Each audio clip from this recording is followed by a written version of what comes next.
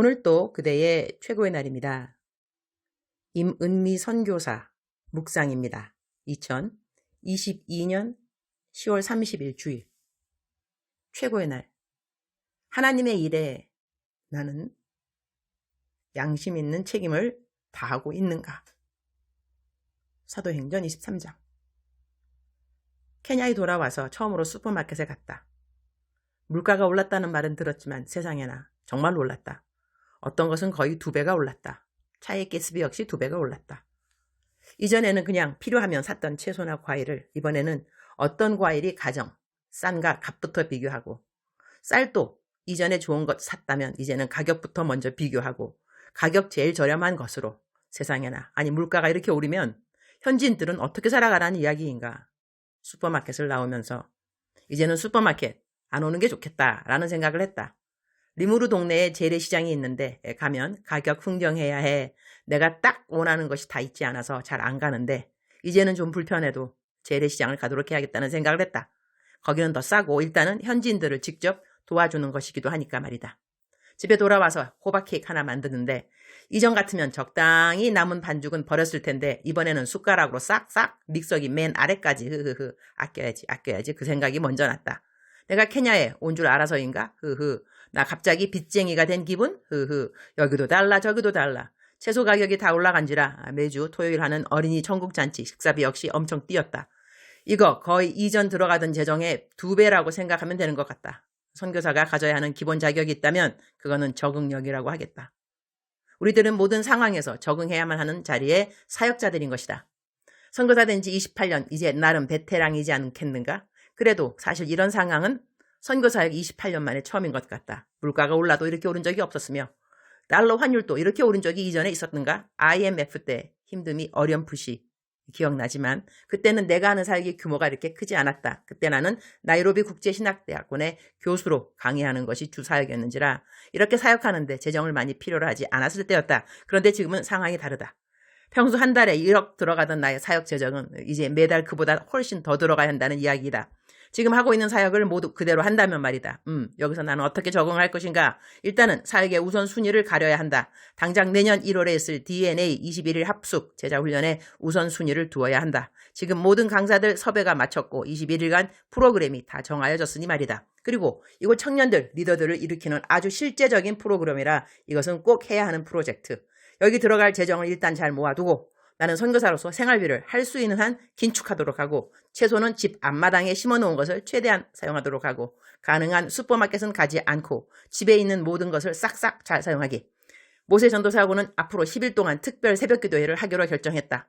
10일 내내 출석하는 사람들에게는 슈퍼에서 생활품을 살 수 있는 상품권 주기. 9일 참석하는 사람들은 좀 억울할 수 있으니 10일 동안 5일 이상 참석한 사람들도 상품권 주기. 10일 다 참석하면 한 사람당 1,000실링, 약 10,000원가량, 가족이 5이 새벽 기도에 다 참석하면 10일 이후 50,000원가량 받게 된다는 이야기다. 평소에는 새벽기도 안 나오는 성도들이 10명 안팎이다. 그런데 이전에 이렇게 상품권 준다고 특세 참석하라고 했더니 거의 200명이 매일 참석했던 기억이 있다. 이번에는 전 성도가 다 참석하지 않을까? 지금 이곳 케냐는 가뭄까지 겹쳤다. 마사이 부족에는 소들이 가뭄으로 죽는다는 이야기, 아모셀리 공원에서도 동물들이 가뭄으로 죽어나가는 이야기들 등등. 나 케냐 오자마자 내 손과 발보다 나의 생각이 너무 바빠졌다. 전염병 돌았고 이제 가뭄으로 인한 식량난을 겪고 있으니 이런 것 다 마음을 어렵게 하는 뉴스들인 것은 사실이나 기쁜 소식? 주님 오실 날 정말 이전보다 훨씬 더 가까워진 것 아닌가?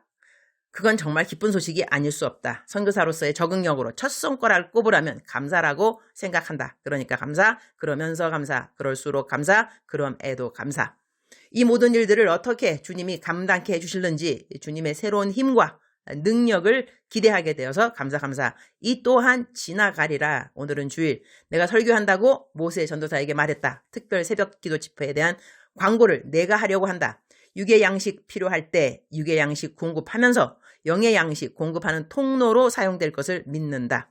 우리 모든 성도님들 이럴 때일수록 깨어서 기도하는 기회가 되기를 기도드린다. 위기는 danger, 위험 플러스 opportunity, 기회인 것을 명심하고 이 위험한 시간들을 영적으로 깨어나는 시간으로 잘 사용할 수 있기를 사도행전 23장 1절 바울이 공회를 주목하여 이르되 여러분 형제들아 오늘까지 나는 범사의 양심을 따라 하나님을 섬겼노라 하거늘 Paul looked straight at the Sanhedrin and said, My brothers, I have fulfilled my duty to God in all good conscience to this day.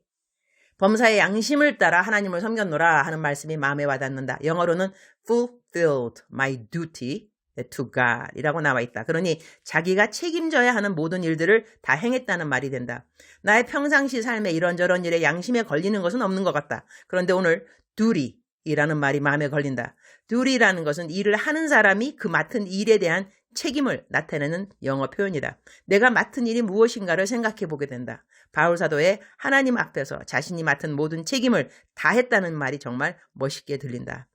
요즘 내가 맡은 일은 가난은 나라님도 감당 못한다 하는데 내가 살고 있는 이곳 주민들의 배고픔에 대한 책임은 아닐까? 그런 생각을 미국에서 케냐로 들어온 요즘 며칠간 계속하고 있다. 구제근무 후원을 많이 한다는 분 중에 샨이라는 분이 있는 것 같다. 그분이 간증한 글의 한 부분을 어디서 읽은 기억이 나는데 확실하게 내가 옮겨 적을 수 있을지는 모르겠는데 내가 기억하는 부분은 그분이 어렸을 때 동생이 어디에 구덩이 같은 곳에 빠졌다고 한다. 자기는 동생을 구할 수 있는 방법을 몰라서 그냥 울었다고 한다. 엉엉 우니까 주위 동네 사람들이 달려와서 자기 동생을 구해 주었다고 한다. 그래서 자기는 지금도 도움이 필요한 사람들을 도와줄 수 없어서 그냥 우는 일을 하는 것뿐이라고 한다. 그냥 우는 일이라. 그러니 가난한 사람들이 있다고 울면 그 울음소리를 듣고 달려오는 사람들이 있다는 것이다. 다른 이들을 위해 울어야 하는 것이 요즘 내가 맡은 임무인가? 나 자신의 재정의 필요를 위해 내가 울어본 적이 있는가? 나는 사실 없다. 누구한테 부탁도 안 한다. 그냥 없으면 없는 대로 어디 가서 없다 소리 안 하면서 산 것 같다. 그런데 내가 맡은 책임이 남을 위하여 울어야 하는 일이면 나는 이 책임을 감당해야 한다는 이야기가 된다. 주님 오늘 또 최고의 날입니다. 제가 맡은 일을 지혜롭게 잘 구별하고 그리고 주님이 맡기신 일이라 한다면 충성되이 기쁨과 감사하는 마음으로 잘하도록 도와주옵소서. 주님 사랑합니다. 주님 감사합니다. 오늘 또 우리 주님 저를 보시면서 하루 종일 기쁘시면 참 좋겠습니다. 사랑하는 그대여. 사랑하는 그대여. 출석 부르고 있습니다. 대답하셔야죠. 사랑하는 그대여.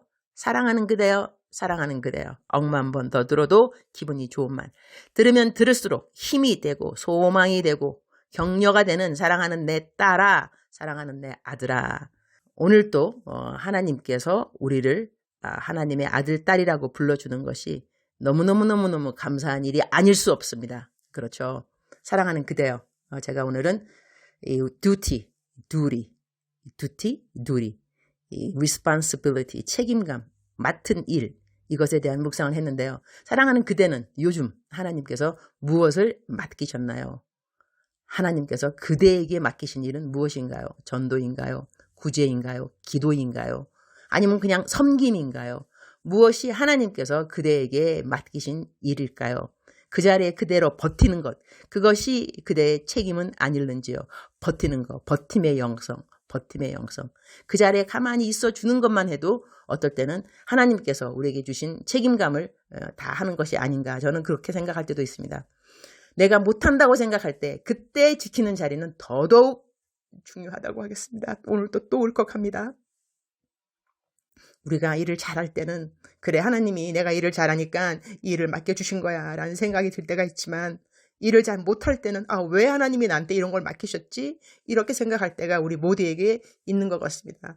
특히 리더의 자리라든가 섬김의 자리, 누군가를 섬겨야 하고 어느 단체를 섬겨야 하고 어느 공동체를 섬겨야 할 때 내가 이 자리에 있는 것이 맞는 자리인가 라는 의심이 들 때도 있고 나는 일을 잘하고 있나. 특별히 사람들이 칭찬해주지 않을 때, 격려해주지 않을 때, 나를 정죄하는 것 같을 때, 심판받고 있다고 그런 생각이 들 때에 그럴 때는 내가 이 자리를 떠나는 것이 이것이 다른 사람들을 위해서 나는 것은 아닌가 그렇게 생각할 때도 있다는 것이죠. 그러나 하나님께서 그대를 그 자리에 그야말로 심으셨습니다. 뽑히지 않도록 하나님께서 심으셨습니다. 그 자리에 그대로 있는 것만이라도 하나님께서는 너는 너의 책임을 다하고 있다라고 말씀해 주지 않는가 그렇게 생각하게 됩니다. 사랑하는 그대여. 저도 케냐에 들어와 봤더니 너무나 많은 사람들이 정말 많은 사람들이 고생을 하고 있더라고요. 제가 오자마자 한 것은 사람들한테 여기 그냥 필요한 대로 상품권 여기서 주면은 이 동네에 슈퍼마켓이 있어요. 거기 가면 이 상품권 교환만 하면 되니까 캐시 현금처럼 쓸 수 있죠. 이 사람 보면 이 사람도 돈이 필요한 사람이고 저 사람 보면 저 사람도 뭐가 필요하고 이렇게 많은 사람들이 필요가 있구나.